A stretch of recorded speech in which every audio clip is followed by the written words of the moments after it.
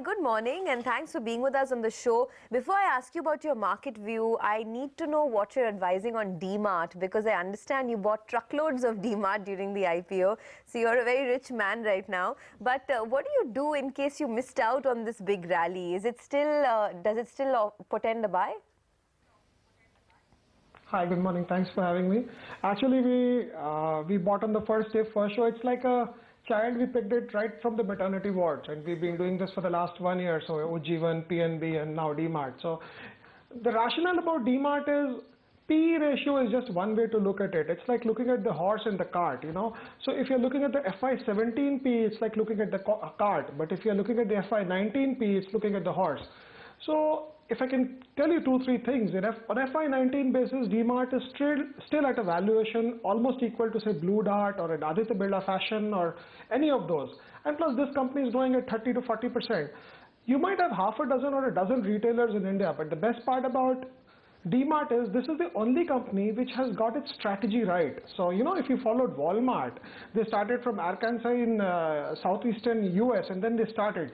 So the other retailers, they opened one store in Chandigarh, the other in Calicut, the third in Calcutta, and the fourth in Coimbatore. So that's not the way to go about it. So the concentric circle model which D-Mart employs, and you know, retailing is a very, very tough business.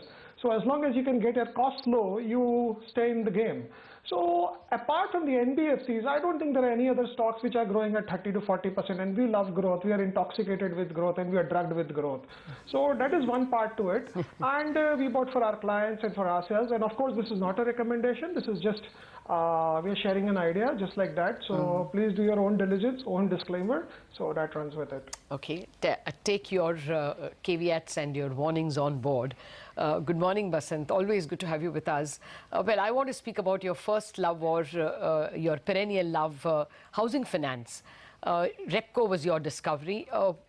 Now is it still a buy? I mean, we've seen a lot of gains in the Indiabulls Housings and other housing finance companies as well. You still like it? And if yes, why? Hi Lata, good to be with you again. So, you know, Repco we don't own. It's been more than a year now. We have shifted our focus on Canfin and PNB Housing. As you know, we've always discussed, we love growth.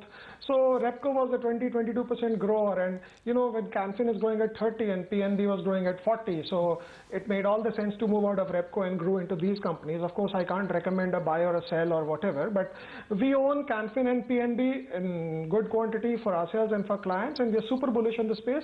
And I think the housing finance space over the next 5 years would move into a trajectory which it has never ever seen in India. I think in US, when you read those books, you look at Freddie Mac and Fannie Mae, and of course for some bad reason, one of them went bankrupt and belly up in 2008, but not before it went several $100 billion of market cap. So I think one of these can become, you know, something like that. So over the next 3-5 years, if you just analyze the arithmetic, the cost of owning a home through an EMI is now cheaper than paying rent in many of the places, assuming you are buying a 20-25 lakh home. So people would move from rented property to owned property, and all the time this government did was the Garibi Hatao program, if you could call it. It was a 3G program. I always thought Ghar, Garib, and the Gao. But now the first time the middle class is getting that break. So I think that should be huge, because whenever it was the low ticket guys, you just said, okay, Group Finance falls into that space. But now it's the 15, 16, 17, 18 lakh people also who are taking loans. So those guys would also benefit. So I think this is on a different trajectory altogether. Okay, so you know, these are themes that are well discovered, Basant. I mean, the market knows about this, right? Housing finance, the retailers. Tell us something new, because there's so many spaces where money is still being made, whether it's you know, ancillary steel makers, whether it's white goods makers, whether it's auto ancillaries, refractories, etc. Any new themes that you've identified, any stocks that look interesting to you?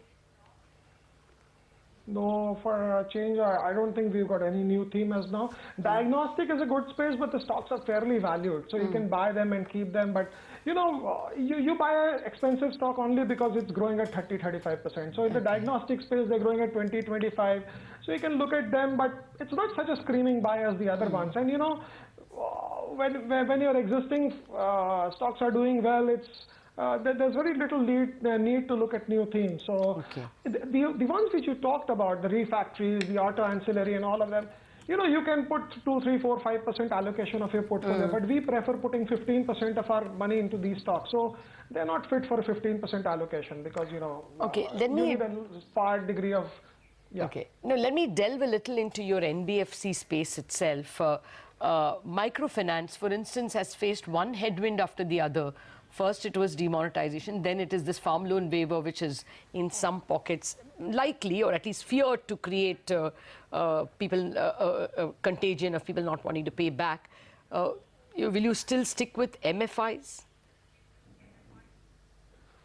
There ways to look at it. I mean, there's a small finance bank and there are MFIs. Okay. So we are more bullish on the small finance banks. We are not bullish as much on the MFIs. So because the small finance banks would in 3, 4, 5 years, the MFI portion would come down and most of them are going very hard on the housing space. So they're 2, 3, 4, 5 lakh ticket size. They're just going left, right and center in that space. There's an SME loan happening in the small finance bank space. So we are bullish on the small finance banks which are doing MFI, and the loan book should change over a period of time. And these things come and go. I think it's just an air pocket in a transatlantic flight. It's going to go. But obviously there is a concern about that. Okay. We cannot discount it away. Okay, some people can't even handle air pockets, right? They get scared of turbulence and just move out. But, you used to be bullish on Midcap Pharma stocks, names like Marksans Pharma, a couple of other names like Kelton, etc. What's happening there now? Because we've seen a complete disarray in some of these pharma names.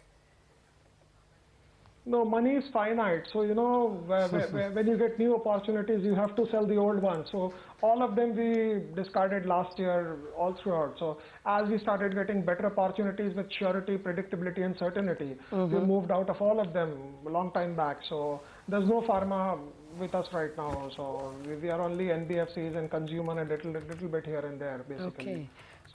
Which consumer, we discussed NBFCs with you, we can revisit that area, but you said consumer. Which ones? I mean, the big one is which Sonia started from, D-Mart. I mean, Okay. that's Right. we've got it in truckloads for ourselves. But let me tell you, why D-Mart would go up, there's just one question on it. I think this is one retailing company, not referring to D-Mart, will become a $50 billion market cap company in India. So which one would become, I don't know, but we are bullish on D-Mart. Okay, I wanted your views on United Spirits because I remember once you had said when of course Vijay Mallya was at the helm that a bad management in a bad business will always blow up value. Now a good management came in, but now there's regulatory issues. Still value is getting blown up in this stock. You think at any point it becomes a value buy, or is this a space you would completely stay away from? So if you look at it, the value isn't getting blown out, the price is getting blown out. I mean, if you look at the earnings for United Spirits, it still trades at an abnormally high PE ratio. The first, those guys came in, they cleaned up the mess. So cleaning up the mess, that was a problem. So it's not that it's still a 20, 30 PE stock where it's growing at 15% and the price is coming down. So the value isn't, the shareholders' value is getting blown off. The value on the shareholders' balance sheet is getting blown off.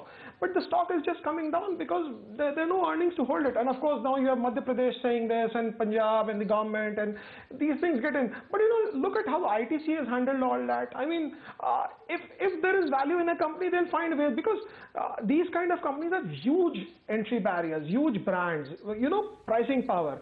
So they can get rid of them. But then I think the thing to look at between ITC as well as a liquor company is, it's not a recommendation again, obviously. It's that, there is very little value in the current market setup with reference to the price. So the price from 2,000, it went to 3,500, it's back to around 2,000. So I think, but over a 5, 7, 10 year period, they're going to take all that in stride normally.